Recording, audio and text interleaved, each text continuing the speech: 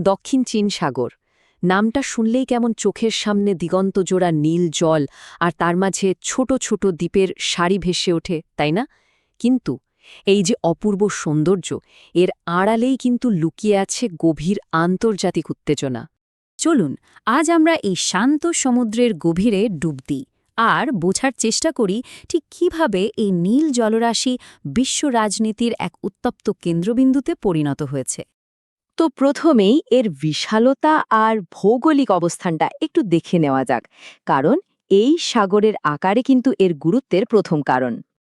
এর আয়তন প্রায় ৩৫ লক্ষ বর্গ কিলোমিটার, মানে ইন্দোচীন থেকে ফিলিপিন আবার চীন থেকে বর্নিও পর্যন্ত এর বিস্তার। বুঝতেই পারছেন এর কৌশলগত গুরুত্ব কতটা অম্ভূত।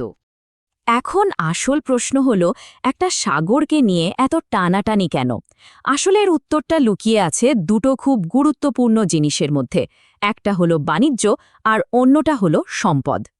ভাবা যায়, সারা পৃথিবীতে জাহাজে করে যত ব্যবসা বাণিজ্য হয় তার প্রায় 1/3 এ দক্ষিণ চীন সাগর দিয়ে যায়। বলা যেতে পারে এটা বিশ্ব বাণিজ্যের এক সুপার হাইওয়ে। আর এর আর্থিক মূল্যটা যদি বলি, প্রতি বছর প্রায় ৩ ট্রিলিয়ন মার্কিন ডলারের বাণিজ্য হয় সাগর দিয়ে। ভাবুন একবার, কি বিশাল একটা অঙ্ক। এই একটা তথ্যই কিন্তু এর অর্থনৈতিক গুরুত্বটা পরিষ্কার করে দেয়।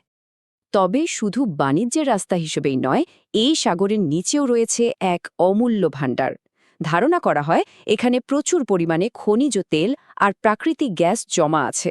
শুধু তাই না, এখানকার মাছ ধরে দক্ষিণ পূর্ব এশিয়ার লক্ষ লক্ষ মানুষের জীবন চলে।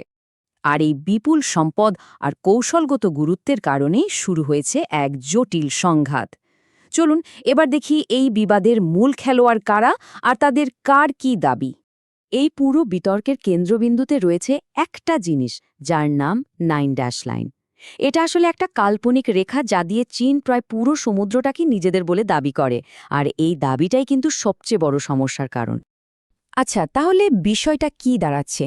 দেখুন, একদিকে আছে চীন আর তাইওয়ান, তাদের সেই ঐতিহাসিক 9 লাইনের দাবি নিয়ে, আর অন্যদিকে ভিয়েতনাম, ফিলিপাইন, মালয়েশিয়ার মতো দেশগুলো বলছে, না, আন্তর্জাতিক আইন অনুযায়ী আমাদের উপকূল থেকে একটা নির্দিষ্ট এলাকা আমাদের। আর ঠিক এইখানেই কিন্তু সংঘাতটা বেঁধেছে। এই যে এত ঝামেলা, এর মূল কেন্দ্র কিন্তু দুটো দ্বীপপুঞ্জ। একটার নাম প্যারাসেল, অন্যটা স্প্র্যাটলি। এখানে উত্তেজনাটা সবচেয়ে বেশি। ব্যাপারটা কিন্তু শুধু আজকের রাজনৈতিক চাপানোতুর নয়, এর একটা রক্তক্ষয়ী ইতিহাসও আছে। যেমন ১৯৭৪ আর ১৯৮৮ সালে এই দ্বীপগুলো নিয়ে চীন আর ভিয়েতনামের মধ্যে রীতিমতো যুদ্ধ হয়েছিল, যেখানে অনেক নাবিক প্রাণ হারান। এই যে আঞ্চলিক একটা বিরোধ, এর প্রভাব কিন্তু এখন আর শুধু এশিয়ার মধ্যে আটকেনি। এর ঢেউ এখন সারা বিশ্বে ছড়িয়ে পড়েছে, আর এটা একটা বড়সড় বৈশ্বিক চ্যালেঞ্জ হয়ে দাঁড়িয়েছে। ভূরাজনৈতিক বিশেষজ্ঞরা তো এখন এই এলাকাটাকে এশিয়ার সবচেয়ে বিপজ্জনক জায়গাগুলোর একটা বলে মনে করছেন। মানে যে কোনো ছোট ঘটনা থেকেও এখানে বড় ধরনের সংঘাত শুরু হয়ে যেতে পারে। সমস্যা সমাধানের পথে সবচেয়ে বড় বাধাটা হলো আলোচনার ধরন নিয়ে। চীন চায় প্রত্যেকটা দেশের সাথে আলাদা আলাদা করে কথা বলতে, আর অন্যদিকে আসিয়ান দেশগুলো চায় সবাই মিলে একসাথে বসে আলোচনা করতে। এই দুই ভিন্ন কৌশলের কারণেই সমাধানটা আরও কঠিন হয়ে যাচ্ছে। তাহলে শেষ প্রশ্নটা কিন্তু এখানে এসে থামে। দক্ষিণ চীন সাগর কি শেষ পর্যন্ত একটা শান্তিপূর্ণ সমাধানের দিকে এগোবে, নাকি এই সম্পদ আর ক্ষমতার লড়াই আরও বড় কোনো সংকটের জন্ম দেবে? এর উত্তরটা হয়তো সময়ই বলে দেবে।